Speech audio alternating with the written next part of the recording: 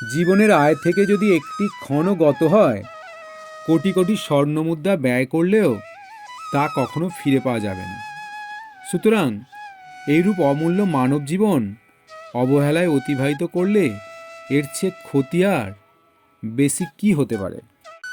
অন্যের কাজে মনোযোগ দেবে এবং নিজের কাজ শীঘ্র সম্পন্ন করবে। বন্ধুর কার্য সাধনে রত থাকবে এবং রাজকার্যে সর্বদা বিক্রম প্রদর্শন করবে। একটিমাত্র কুবৃক্ষের কঠোরস্থ আগুন সমস্ত জঙ্গলটাকেই পুড়িয়ে ছাই করে দিতে পারে, তেমনি একটিমাত্র কুসন্তানের দ্বারাই সমস্ত বংশটাই কলঙ্কিত হতে পারে। উৎসবে, আনন্দে, রোগে, শোকে, দুর্ভিক্ষের সময়, শত্রু সংকটে, রাজদরবারে, শ্মশান যাত্রায়, সুখে দুঃখে সবসময় যিনি সাহায্যের হাত বাড়িয়ে দেন তিনিই প্রকৃত বন্ধু। আয়ের সঙ্গে সঙ্গতি না রেখে যে ব্যক্তি অতিরিক্ত ব্যয় করে সেই ব্যক্তি সর্বদাই অসহায় অবস্থায় বিপদে পড়ে।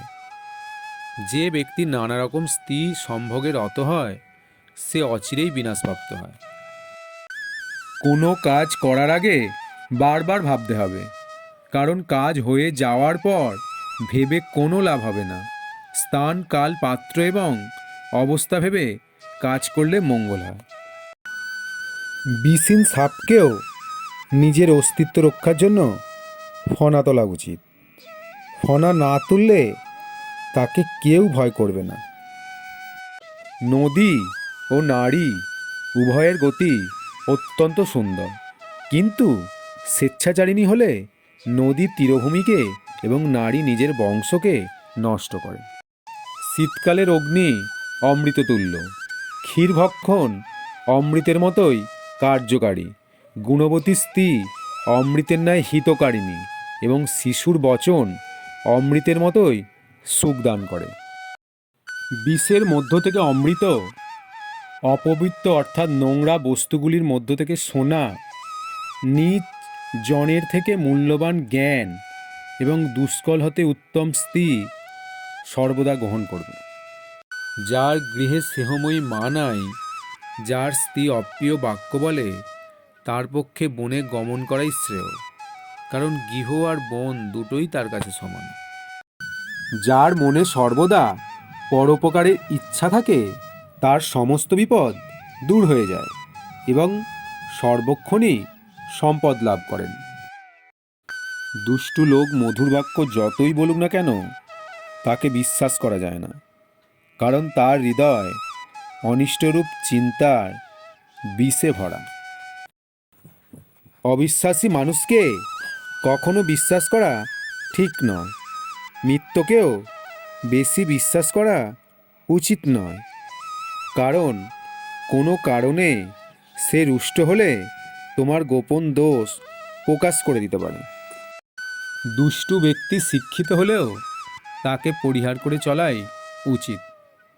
যেমন সাপের মাথা মূল্যবান মণিতে ভূষিত হলেও সেই সাপ খুবই ভয়ঙ্কর, দুষ্টু লোকের প্রকৃতিও সেই রকম। কারো সঙ্গে একবার শত্রুতা হলে পুনরায় তার সঙ্গে মিত্রতা করা উচিত নয়। সেটা কেউ করলে সে নিজের মৃত্যু নিজেই ডেকে আনে।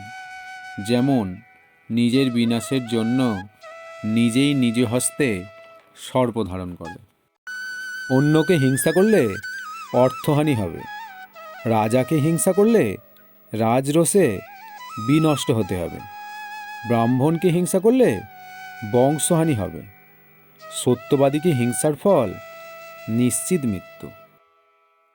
যার নিজস্ব কোনো জ্ঞান বুদ্ধি নেই, স্বাস্থ্য কিভাবে তার উপকারে আসবে?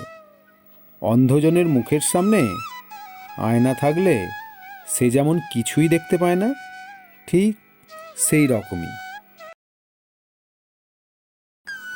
মনে মনে যে কাজ করা হবে বলে সিদ্ধান্ত করা হয়েছে মুখে তা কারো কাছে প্রকাশ করা উচিত নয়।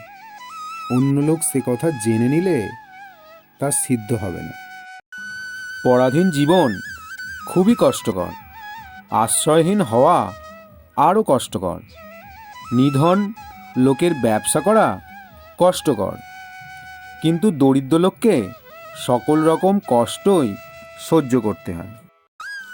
নিজ ব্যক্তিদের প্রতি যেসব কাজ করা যায় সেই সব কাজ জলের রেখার মতোই অচিরস্থায়ী, কিন্তু মহানদের জন্য যে কাজ করা যায় সেসব পাষাণের ওপর খোদিত লেখার মতোই চিরস্থায়ী হয়। যারা সজ্জন তারা নারিকেল ফলের মতো, অর্থাৎ বাইরে কঠিন কিন্তু অন্তরে কোমল। আর যারা দুর্জন তারা বদ্রী ফলের ন্যায়, অন্তরে কঠিন অথচ বাইরে কোমল। কারণ কেউ কখনো তাকে বিশ্বাস করলে তিনি শীঘ্রই বিনষ্ট হবেন।